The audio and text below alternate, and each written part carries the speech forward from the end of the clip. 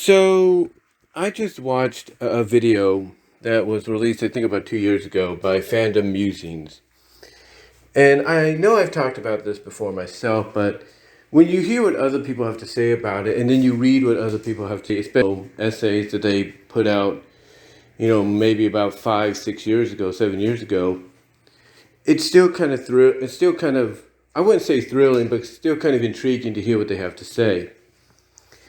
And of course, when you read the title of this audio video, you'll see exactly what I'm talking about. And that, of course, is the whole Utena turning into a car deal in the Revolutionary Girl Utena movie. Now, in case you guys don't know what the movie is about, it is basically a more condensed, sort of rebooted and retelling of the entire Utena anime series and manga.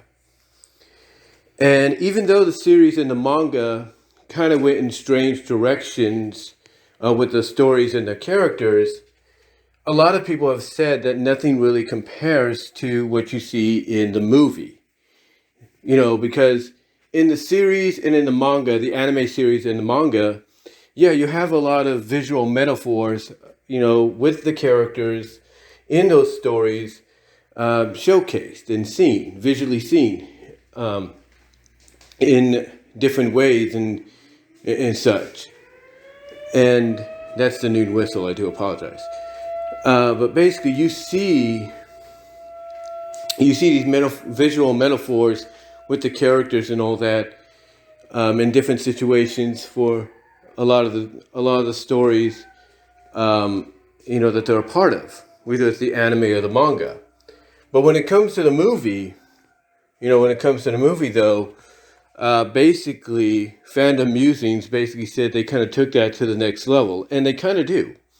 They kind of do take it to the next level, so to speak, because of the fact that when you look at all the visual metaphors and representations in the movie, it's really like, why are you showcasing this? Why are you showcasing that? Like, there's one scene where a female character, I don't know what her name is, I can't think of it right now, literally gets wrapped up in some bed curtains, if you will, or bed sheets, like she's in a cocoon, and then she just unravels, and out of her back pops wings, like she's becoming a butterfly. She's becoming a butterfly. But of course, the most visual metaphor is the car deal. And a lot of people want to know why. Everybody's always been wondering why. And of course, the director of the film, I think also directed the series, said he wanted to use this scene as a visual representation of the Sleeping Beauty story, but in reverse. Because, as he puts it in the commentary, Sleeping Beauty was the one that needed to be rescued. She was the princess, right? The prince had to rescue her, wake her up with a kiss. So the director basically said, why not reverse the roles and have Utena be the one that gets put to sleep by turning her into a car, and by her being put to sleep is the final motivation, and metaphorically speaking and visually showing, it is the last metaphorically motivation that Anthe needs to escape this fake, false world that she's been living in. And basically, when he explains that in the commentaries, which you could read about here online, as well as, like I say, look at here on YouTube and other places, you'll get behind the scenes video of the making of the film, as well as the film itself. When he kind of explains it in that way, it does kind of make sense, because because here's the thing: when Utena becomes a car, you don't hear her speaking out of the radio. All you hear is these two, as inevitably what we find out to be straw girls, fake girls, if you will, doing the commentary of what seems to be like a race, like a NASCAR race or whatever. You don't hear Utena's voice. You don't hear it. Because why? Because Utena is asleep. She is now the car. Her main thing is to drive or motivate Anthe to drive out of this real world, which she does. I mean, she even takes another form to help her do that. She even takes another form to help Anthe do that. But yeah, it is no doubt that when people talk about this movie, and it's a beautifully drawn movie, it's a beautifully colored, drawn anime film.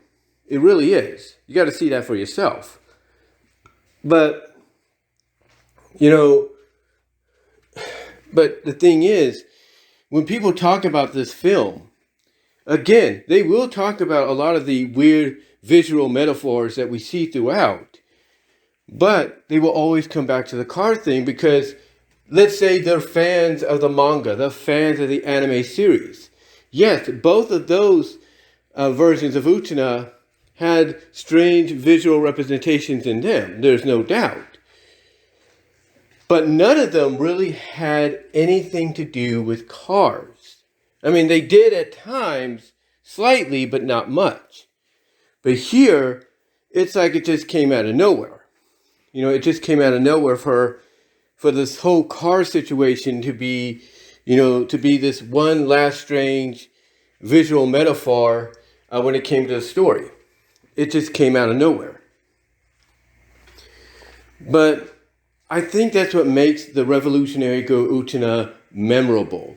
That's what makes this anime film one of the more sought after and one of the more must-see anime films in the past 20 years.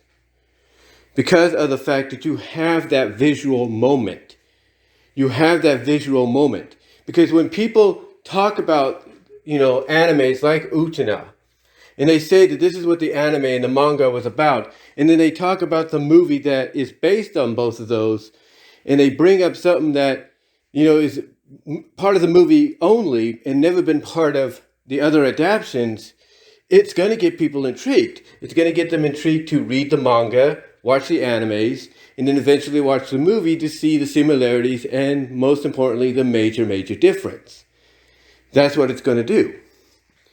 It's not going to drive them away, or it's not just going to get them interested to watch one or the other. It's going to make them want to watch the whole thing, just to get an idea of why, their friend, why their family members, are into this manga, into this anime, and then see exactly what the movie has to offer that's similar, if not different. And that's what the Utena series does. It offers, folks a chance to check it out on all scales. Check out the manga, check out the anime series, as well as check out the movie, because they will most likely have friends and family that are not just anime and manga enthusiasts, but also fans of the Utena franchise. And when they point out, hey, this is what's different, in the movie, this is what's only a part of the movie, never been part of the anime series or the manga series, like I said, it's going to get people intrigued to want to see and check it out for themselves. And like I said, that's what makes a movie like the Revolutionary Girl Utena movie so memorable and sought after by a lot of folks. And in extension, it makes the Utena manga series and anime series sought out as well, because it's one of those that goes in that direction of wanting to see what all the talk is about, as well as see what the differences are, if any, that the movie has compared to the other adaptations. But yeah, the car transformation deal with Utena definitely, to me, is what really gets people wanting to check this out, because they're going to want to see exactly why it's so strange, why it feels like it's just out of nowhere. And then eventually when they find out the truth, it still kind of makes them wonder, really? Is that how the director viewed it? Because, they might have an opinion of, that's not how I viewed it. That's not how I see it. I see it completely differently. But again, the director, the producer and all that, they have different visions. And sometimes those different visions don't always line up to what a fan or even a casual fan or a viewer might expect or even try to piece together. But again, when it comes to something like this, the Revolutionary Girl Utena movie, just like any movies, you're going to get that one scene that's going to get people wanting to watch the movie. And if the movie is based on a series, like a animated series, anime series, live action series, whatever, a manga, novel, it's gonna make them not only want to, read that book, watch that series, but it's gonna make them want to watch the movie by default to see the similarities and the differences, and see that, and particularly to see that one scene in the movie that definitely, shows that it differentiates differently from anything else, that came before it, any of the series and books that came before it. But yeah, to me, when you look at this car scene, it's this car transformation scene, it's still strange even to this day. It's still got people talking even to this day. Because even if you, like I say, even if you're a casual fan, moviegoer, it's one of those scenes that makes you really ponder in your mind and scratch your head of, I get I get the synopsis of the story, by watching a movie, but this just doesn't make sense in the context, like what sense does this make? And like I said, eventually when you find out what it is supposed to be about, it still kind of confuses you. It's like I mentioned, you're like, how do they view that? How do they see that? But over time, after maybe rewatching the movie or something like that, you kind of start to get the idea of, oh, I see what they're going for. What they're going for and stuff.